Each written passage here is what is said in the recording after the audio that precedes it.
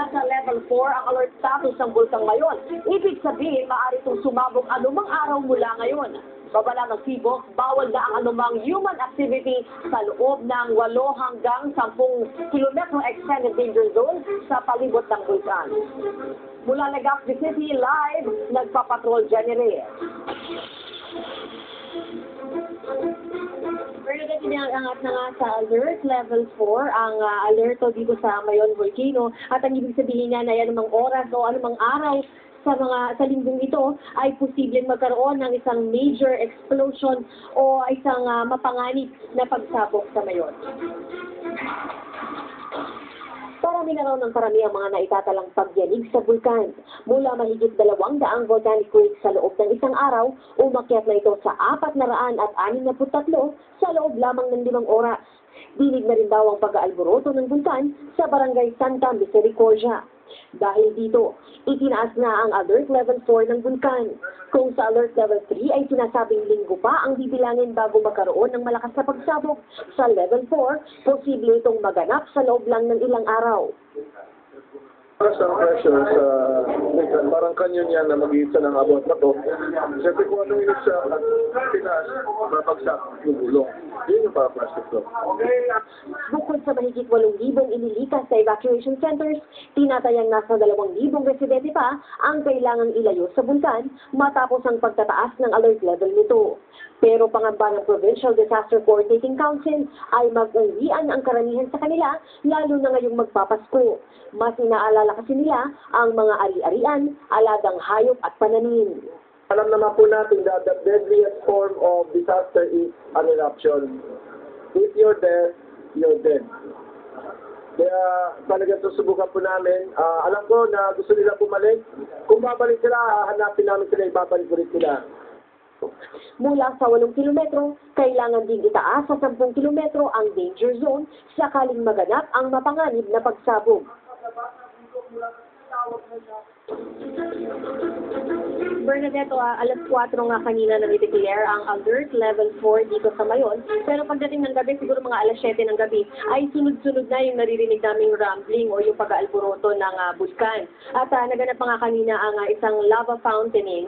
At first time daw yan na nangyari dito sa eruption period dahil dati ang nangyayari lang ay lava flow o bumabagsak yung lava mula dun sa crater ng bulkan. Pero kanina nga ay sumabog na ito pa itaas. Itong pinalalagyan natin ngayon ay ang border o yung dulo ng 8-kilometer danger zone na itinalaga ng PDCC at ng PHIVOLCS. At mula dito sa kinatatayuan namin ngayon, ay dinig na dinig mo yung ingay sa tuwing mag-aalboroto yung bulkan para lang siyang malakas na kulo. At mahigpit na rin ngayon ng militar dahil hindi na nga pwedeng pumasok dito sa 8-kilometer danger zone na sa paligid ng bulkan at dito nga inilikas na yung mga residente at maging ang media ay hindi na rin pwedeng tumawid. Bernadette?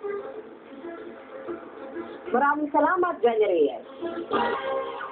Dahil sa lalong paglakas ng abnormalidad ng bulkang Mayon, posibleng abutin pa ng hanggang 3 buwan sa evacuation centers ang mga lumikas mula sa paanan ng bulkan. Ang iba sa kanila nagkakasakit na. Mula sa Albay, nagpapatrol, Eric Baldo. 5 araw nang nasa evacuation centers ang libu-libong pamilyang lumikas mula sa paanan ng bulkang Mayon. Pilit nilang ginagawang normal ang pamumuhay sa loob ng evacuation. Kumakain, tawanan, wala mang mesa, masaya pa rin silang nagsasalo-salo. Hindi rin nila inaasa sa pamahalaan ang lahat ng pangangailangan. Binibigyan kami bigas, wala naman na pang ulam. Pero sa ibang evacuation center, nagsimula ng kumalat ang sakit. Bukod sa sipon, may 4 na kaso na ng sore eyes ang naitala sa Tabaco National High School. Dito pansamantalang lumikas sa mga taga-barangay Kumon, Tabaco City. Siksikan kasi rito, kaya madaling magkahawaan ng sakit. Inirekomenda na ng City Health Office na magkaroon ng isolation room para maiwasan ang pagkalat ng sakit. Pinag-ahandaan din ng lokal na pamahalaan na huwag dumating ang panahon na mababagot ang mga evacuee at magpumilit na bumalik sa kanilang bahay kahit nakahamba na ang pagsabog ng bulkan. Sana mayroong mga paggabi, magkambihan ng sini-sini o tawag mo din ang libre sine.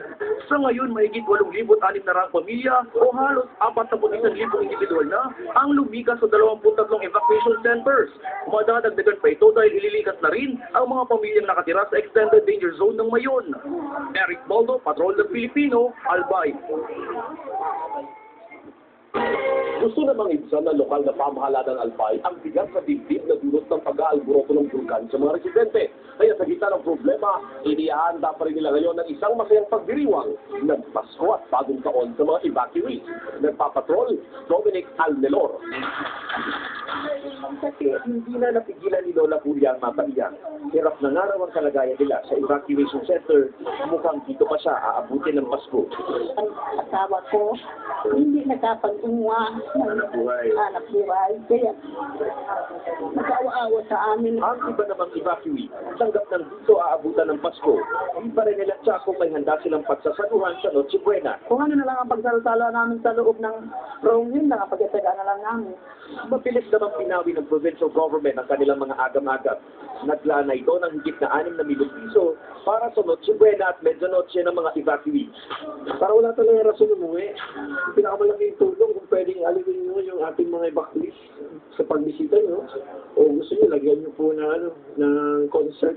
Bukod sa handa sa Pasko, aabot din sa 112 million pesos ang ilalaang pondo para sa pangangailangan ng mga evacuees sa loob ng 1.5 buwan. Nagbabala muli si PBOX Director Renato Solidum laban sa pagsisikap pa ng mga magsasaka na makapag-ani ng mga gulay malapit sa bulkan. Kahit hindi pa siya sumasabog, yung mga batong pwedeng manggaling sa tuktok, delikado yon dahil pag nahulog yon, baka matamaan pa yung mga pumapasok sa loob. Maglalaan naman ng 15 milyong pisong rehabilitation fund ang provincial government ng Albay para matulungan ang may 5,000 magsasaka na naputulan ng kabuhayan dahil sa patuloy na pag-aalboroto ng Bulkang Bayon. Dominic Almelor, Patrol ng Pilipino, Legazpi, Albay.